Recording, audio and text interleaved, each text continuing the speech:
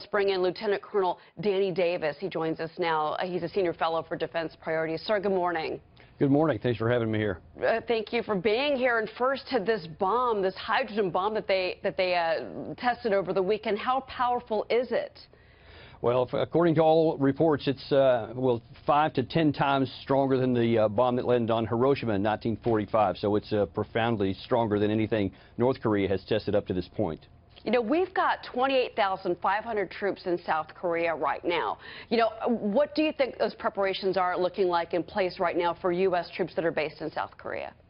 Well, I've actually been stationed in South Korea before, so I have a pretty good idea that there's a lot of anxiety and a lot of preparation. So they're prepared for anything on the ground.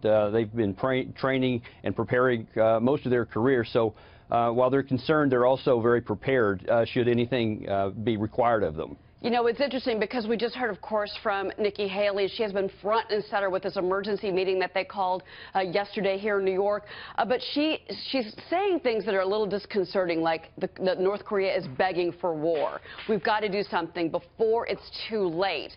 But the roadblock seems to be Russia and China. What do you make of that?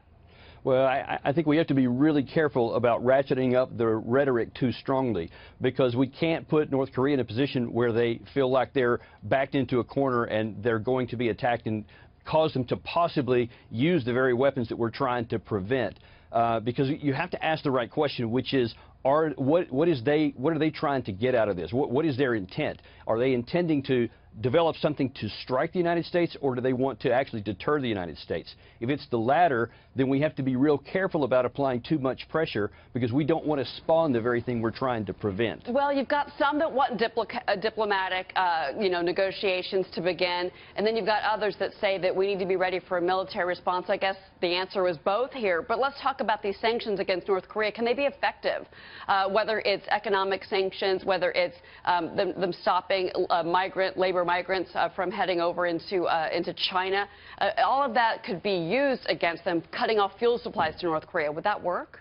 Well, it depends on what you want those sanctions to accomplish. If we want the sanctions to accomplish having them give up their nuclear weapons program, I think there's absolutely no chance of that, because North Korea has concluded, rightly or wrongly, that they have to have those nuclear weapons for their own protection and self-defense. And so I don't see any way that they would give up that nuclear weapon. What we need to do is use deterrence the same way we did against China when they first had the nuclear weapons, and the Soviet Union during the Cold War, because that's the only thing that is going to ensure U.S. vital national interest, which is the security of our personnel. Lieutenant Colonel Danny Davis, thank you so much for coming in early this morning. Really appreciate it. It's a big story and a frightening one as well. Thank you, sir. Thank you.